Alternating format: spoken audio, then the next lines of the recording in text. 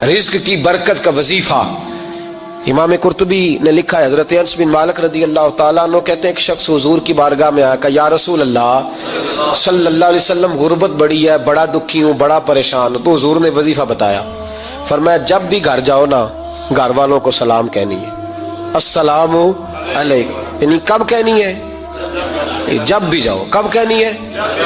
یعنی گھر سے نکلے ماچس لینے کے لیے، واپس آ کے کہنا ہے السلام علیکم۔ پھر گھر والوں نے کہا ہو یاد نہیں رہا تھا، وہ تو چینی بھی ختم ہو گئی ہے، پھر گئے چینی لینے تو واپس آ کے پھر السلام علیکم۔ انہوں نے کہا ہو ناراض نہ ہوئیے گا، پتی بھی نہیں چائے کی، اب واپس گئے تو پھر واپس آ کے کیا کہنا ہے؟ تو نبی پاک صلی اللہ علیہ وسلم نے فرمایا جب بھی گھر جا السلام علیکم کہے اور 3 دفعہ سورۃ اخلاص پڑھ دے، اور سورت بھی وہ بتائی جو سب کو آتی ہے، قل هو اللہ احد اللہ الصمد لم یلد ولم یولد ولم یکن لہ کفوا احد۔ 3 دفعہ یہ پڑھ دے۔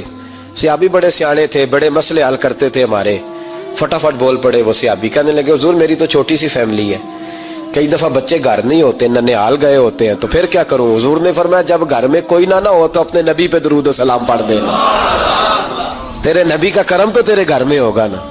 حضرت انس بن مالک رضی اللہ تعالیٰ عنہ فرماتے ہیں کہ ہم انتظار میں تھے کہ بندہ واپس آئے اور رزلٹ بتائے۔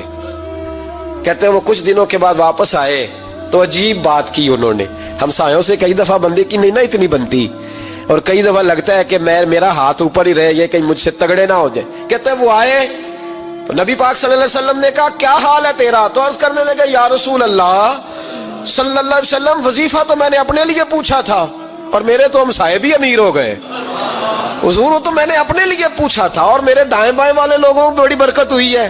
تو میرے محبوب مسکرانے لگے، حضور فرمانے لگے گویا برکتیں تیرے گھر میں جب برسی ہیں تو چھن چھن کے ان کا فیض اللہ نے تیرے ہمسایوں کو بھی عطا فرمایا۔ مشکل تو نہیں وظیفہ؟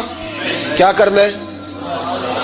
نہیں تو نہیں آکھنا مشکل لگتا مینوں، نہیں تسی کر دینا سلام لو، تسی کہنا بندے اسی ہاں تے سلام اسی لویے، تسی لو جاؤ کے دوبارہ گھر جا کے کیا کرنا ہے؟